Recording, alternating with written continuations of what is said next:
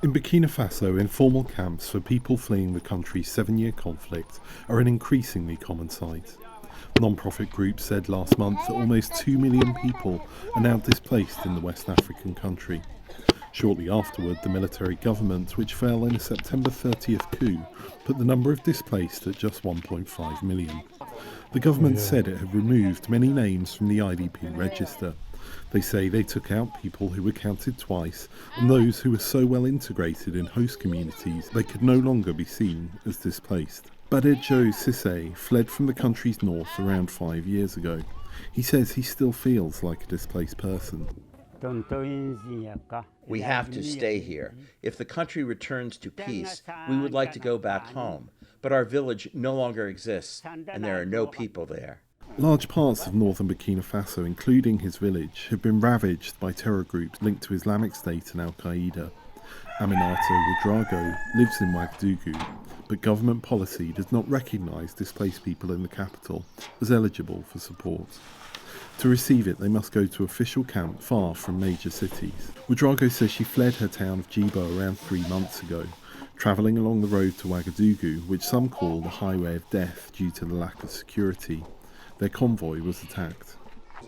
Our convoy got split up and about 40 people who were towards the rear came under fire.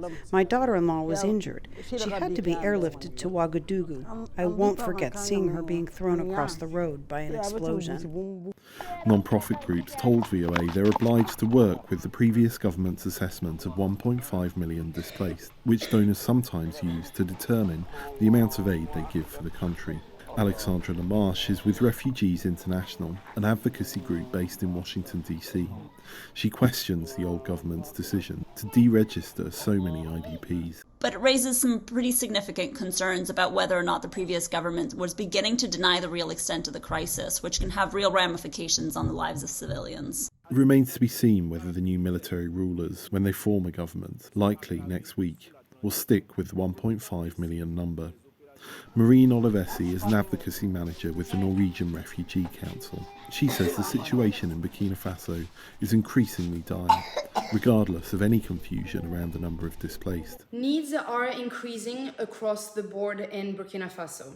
The humanitarian response plan, which was revised in August, shows that there are now an additional 1.4 million people in the country in need of humanitarian assistance compared to the start of the year. For Cissé, he remains in a kind of limbo. He's not content to live in the camp for the rest of his life, but he has nothing to return to. Henry Wilkins for VOA News, Cosimoro, Burkina Faso.